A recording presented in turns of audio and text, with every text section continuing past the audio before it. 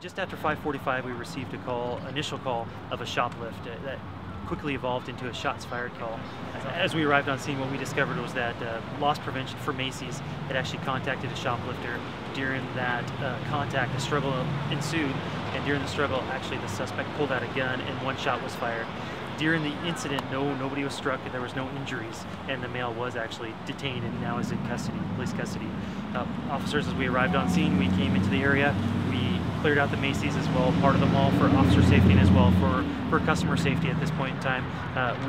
We believe that all of the suspects currently that we know of are in custody, and that the public safety is intact. Okay, but you're still going to investigate. There were rumors or stories going around about an accomplice or something. Correct. Yeah, there are rumors about vehicles and accomplices at this point in time.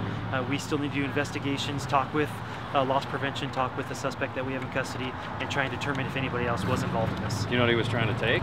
I don't know what he's trying to take. And it is a he? It is a he, yes. And I don't have any information on the male at this point in time. Okay. Now, I used to work in loss prevention for Target. They used to tell us that when a certain code went off, go run to the front door and tackle whoever your main loss prevention guy is.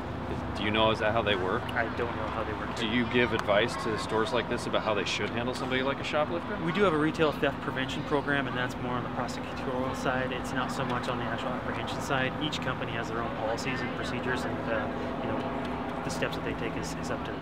It's my understanding that loss prevention was the ones who actually did the detention. By the time Everett Police Department arrived, he was detained. There was a weapon that was recovered. Who had the gun? Where was it? Do you know? At that point in time, my understanding was on the ground. I mean, it was taken away from the suspect. What kind of weapon? Oh, yeah. As a police officer, would you recommend, say, an employee actually go up to a shoplifter like in this case?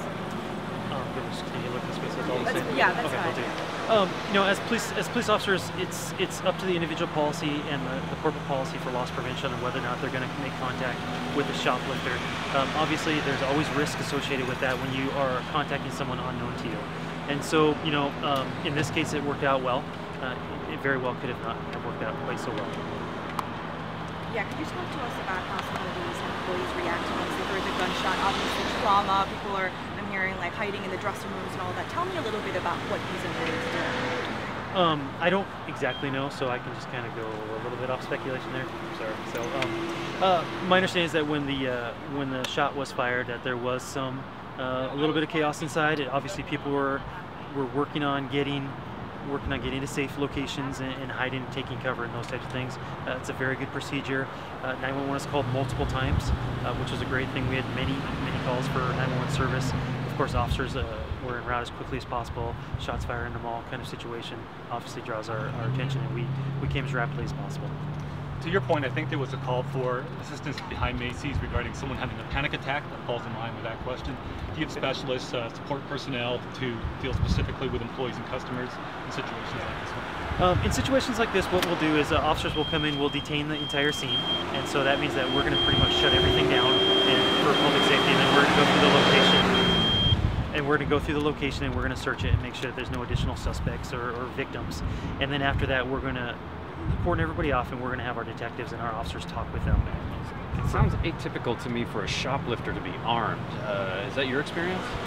It is somewhat atypical to be armed with a handgun or a pistol or any other sort of firearm. But it does happen.